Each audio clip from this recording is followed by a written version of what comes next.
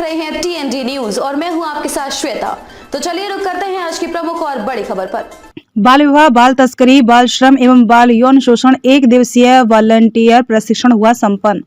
बाल विवाह मुक्त बदायूं बनाने हेतु वॉलंटियर्स ने शपथ लेकर लिया संकल्प। 6 फरवरी 2024 को Kailash Satyarthi children foundation US नई दिल्ली के सहयोग से संचालित प्रोजेक्ट एक्सेस टू जस्टिस कार्यक्रम को संचालित करने वाली संस्था काशी समाज शिक्षा विकास संस्थान बदायूं द्वारा शहरी बेघर आश्रय गृह बदायूं पर एक दिवसीय प्रशिक्षण मुद्दे बाल विवाह, बाल श्रम, बाल तस्करी एवं बाल यौन शोषण पर प्रभारी रेलवे सुरक्षा बल बदायूं श्री संदीप कुमार भारती की अध्यक्षता में वॉलंटियर प्रशिक्षण ओझानी कादर चौक ब्लॉक का संपन्न हुआ, जिसमें संचालक प्रोजेक्ट मैनेजर गौरव शंखधार द्वारा मुख्य अतिथि प्रभारी रेलवे सुरक्षा बल बदायूं श्री संदीप कुमार भारती एवं sub inspector Shri Bhimrao RPF Badaun का श्री राजेश कुमार ने बैच लगाकर अभिवादन कर स्वागत किया गया। इसी क्रम में संचालनकर्ता द्वारा सभी वॉलंटियर्स को बताया गया कि आपके सहयोग से A to Z टीम द्वारा 50 ग्राम पंचायत में से अब तक 41 ग्राम पंचायत को ग्राम प्रधान, ग्राम पंचायत सचिव, पंचायत सहायक, ग्राम बाल संरक्षण समिति, ग्राम पंचायत सदस्य, अन्य गणमान्य व्यक्तियों की मंशा व सर्व सहमति से बाल विवाह मुक्त घोषित किए जा चुके हैं। बच्चों का अवैध व्यापार पर प्रतिबंध लगता है। इसी क्रम में CSW अनुपम द्वारा नारी सशक्तिकरण पर कविता सुनाकर बाल यौन शोषण पॉक्सो के बारे में बात कर गुड टच बैड टच के बारे में विस्तृत जानकारी दी गई। इसी क्रम में मुख्य अतिथि श्री भीमराव को संबोधन हेतु आमंत्रित किया गया, जिसमें उन्होंने बताया कि हमें मुद्दे से हटकर कुछ बोलना है। मेरा आप लोगों से यह अनुरोध है कि आप लोग अपने बच्चों पर अपनी इच्छा नाथ होते हैं, उसे जो इच्छा है वह बनने दें, तब वह भारत का अच्छा नागरिक बनेगा। और उन्होंने बताया कि सत्यार्थी चिल्ड्रन फाउंडेशन US नई दिल्ली द्वारा चलाए जा रहे प्रोजेक्ट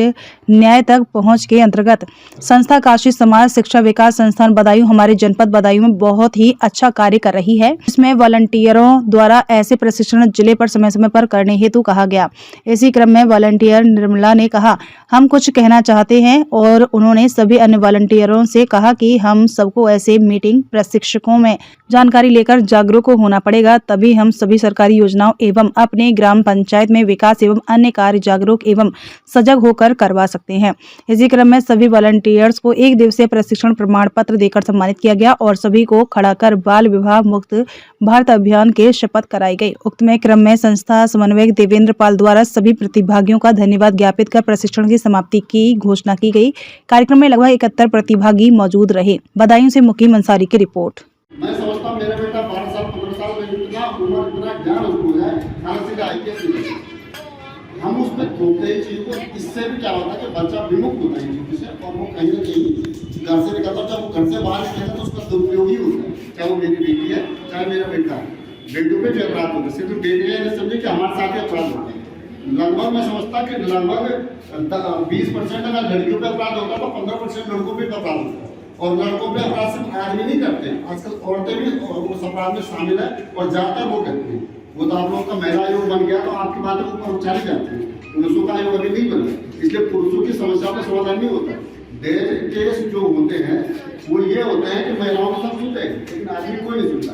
आदमी पड़ता नहीं। हम पे कई बार आते हैं, जब देखते हैं महिला हमने सिंपैथी करके उस पर दया करके चले जाते हैं कि हाँ इसने मारा होगा, कूटा होगा, दहेज नहीं पड़ता। लेकिन जब वो आदमी हमारे पास आता ना, आप औरतें अगर एक दो शब्द कुछ कह रहे हो ना, सबके आंसू में आंसू निकल जाएंगे सबके आंखों। लेकिन जो पुरुष बैठे ना, इनके आंखों में आंसू नहीं निकलते। लेकिन जिस दिन इनके आंखों में आंसू निकलेंगे, सोच लेना ये आदमी इतना परेशान, इतना व्यथित है, इसका कोई हिसाब नहीं। इसीलिए इसके आंखों में आंसू निकल, बाप कभी रोता नहीं है, उसकी आत्मा रोती है, उसका दिल रोता है। ठीक है, मेरा कहने का मेन मन करता है कि आप लोगों को घर से शुरू करना। गरीबों में क्या होता है कि हम लोग पढ़े लिखे तो बच्चों को इस तरह से टॉर्चर करते हैं, परेशान करते हैं। वो बच्चा घर से बात करेगा अपराध में समझ नहीं होता है, या नशा करेगा, गोली करेगा, कुछ करेगा। गरीबों में क्या होता है कि उनके पास खाने पीने रहने की व्यवस्था नहीं होती है, बच्चे 2 4 हो जाते हैं और समस्या ये आती है कि उनकी पूरी व्यवस्था नहीं हो पाती हमारे पास, उसकी पूरी व्यवस्था हमारे पास नहीं। वो बच्चा घर से निकलता है और कहीं ना कहीं रोजी रोटी की तलाश में चल देता है, पढ़ता नहीं करके वो कहीं नशा करता कुछ, और लोग उसका मिसयूज करके कुछ लोग क्या करते हैं, जैसे को 1000 रुपये 2000 रुपये बोला बेटा तुझे ये करना है, ये पैकेट है, इसको तू वहाँ पहुँचा देगा, कहीं कहीं पहुँचा देता है। उससे तुझे 100 200 500 1000 देगा, उसको 500 मिलता है क्या होगा? बच्चा जिसको 10 रुपये नहीं देगा, उसको 500 मिलेगा तो गड़बड़ होगा। वो उस पर क्या पता पैकेट में क्या है, वो सिर्फ उसमें ड्रग्स हो या किसी की किडनी हो या कुछ हो, जैसे वो ले जाता और बीच में हमारे जैसे पुलिस वाले कॉल मिलता उस बच्चे को पकड़ लेते,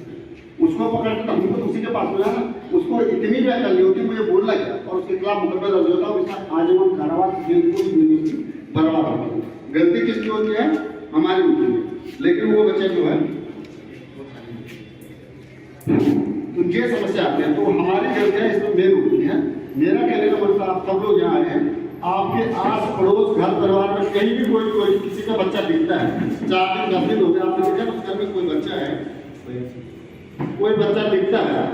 तो ये तो समझे कि बच्चा कैसे हो सके, किसी ने हमारे अड़ोसी पड़ोसी में बच्चा रख दिया, उससे काम करा, कुछ दिन तो घर का काम कराएंगे, उसके बाद उसको देखें किसी होटल में दे देंगे, होटल वाले से क्या कहते हैं सिर्फ 5,000 तनख्वाह दे दो या 2,000 तनख्वाह दे दो, उसमें से क्या करेगा वो 2,000 खुद भी रख लेगा, 3,000 वो बच्चा वहाँ स्थिति से करा होगा ना, बेचारा वो रेलवे वो खाने तो वो जीवन में कुछ नहीं कर पाएगा, जीवन में होटल ले रहेगा, बाद में नशे में आएगा, फिर मर जाएगा या मर भी जाएगा, तो कहीं ना कहीं उसकी शादी करेंगे, तुम्हारी जैसी बेटी को इसके पक्ष में आएगी, जीवन में दारू पी के मारेगा उसको, वो बेटी भी कुछ न कुछ उल्ट पुट करेगी, या मरेगी या तो अपना जीवन कुछ करेगी, या घर से बाहर निकलेगा, और जब घर से बाहर निकलेगी तो उसके साथ अच्छा कभी नहीं होगा, बुरा ही होगा, क्योंकि माँ बाप से बड़ा किसी तुम्हारा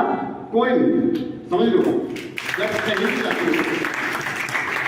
मैं देख रहा हूँ हमारे बहने बेटियां कुछ है मैक्सिमम बुद्धियाँ, आजकल कुछ संस्थाएं आ गई हैं जो बुद्धियाँ तुम्हें इससे जोड़ेंगे तो इतना पैसा मिलेगा, उससे जोड़ेंगे तो उतना पैसा मिलेगा, 2-4 दिन ट्रेनिंग के नाम से उनको रख लेते हैं, उसके बाद उनके साथ क्या स्थिति होती है, वो बच्चे अपने मुंह से तुमको बता नहीं पाते, ना अपने माँ को बता पाते ना बाप को, तो माँ बाप को लगता है हमारे कोर्स करने के लिए, कुछ काम करने के लिए, जब वो कोर्स काम कुछ नहीं करती, वो लीगल जो कार्य है उनको समझ में होती है, और जब एक बार मुझे उस घर में नहीं जाता तो अपने मुंह से बताने को उचित नहीं होता है।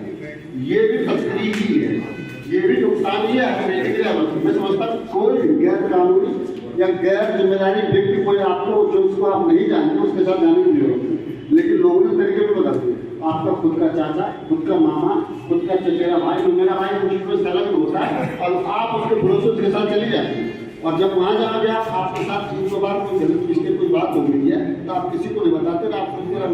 हो ही गया तो चलो हम आगे बढ़ते, आगे बढ़ने के बाद वो स्थिति ऐसे आप लोगों को केरला में जाया जाता है, आप लोगों को विदेश में जाता है, और उल्टे उल्टे धंधों में आप लोगों को लगा जाता है, समझ लो। आने वाले बात क्या होती है कि आप फिर आप वापस तो आ नहीं पाते हैं, फिर क्या होता है आपको कोई बच्चे हो जाते हैं, बच्चे हो जाते हैं, बच्चे भी आपको सिक्योर नहीं होते, फिर उन बच्चों की किडनी रिटायर करके लोग भेज देते हैं, लोग गुनहगार हो जाते हैं, और तुम्हारा जीवन का टुकड़ा जहाँ का वहीं रह जाता है, और तुम्हारा करियर बर्बाद